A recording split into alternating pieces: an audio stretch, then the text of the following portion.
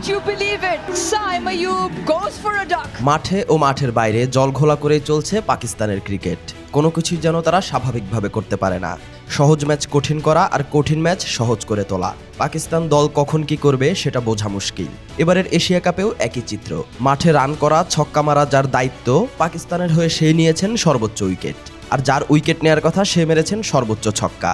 দর্শকদের মতো পাকিস্তান অধিনায়ক সালমান আগাও নিশ্চিতভাবে কনফিউজড হয়ে গেছেন, আসলে হচ্ছেটা কি।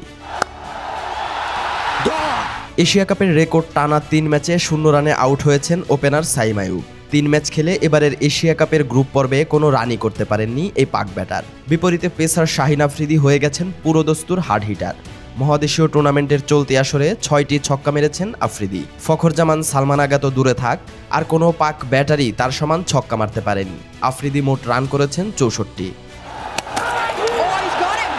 এদিকে আরেক মজার ব্যাপার, 3 ম্যাচে 0 রানের বেশি করতে না পারা সাইম আইয়ুব বল হাতে পাকিস্তানের হয়ে সর্বোচ্চ উইকেট শিকার করেছেন। এখনো পর্যন্ত 6 উইকেট শিকার করেছেন এই পার্ট টাইমার। তবে উইকেট শিকারের সেরা 10 জনের তালিকায় আবার নাম নেই শাহিন আফ্রিদির। তিনি নিয়েছেন মোটে 3 উইকেট। যার উইকেট নেয়ার কথা সে হয়ে গেছে ব্যাটার, আর যার রান করার কথা সে হয়ে গেছে উইকেট শিকারী বোলার। এই পাকিস্তান দলকে সঠিকভাবে বিশ্লেষণ করাও জুলুম হয়ে গেছে প্রতিপক্ষের জন্য, কারণ পাকিস্তানি ক্রিকেটাররা কখন কে কি করবেন সেটা এখন অনেক বড় গোলকধাঁধা।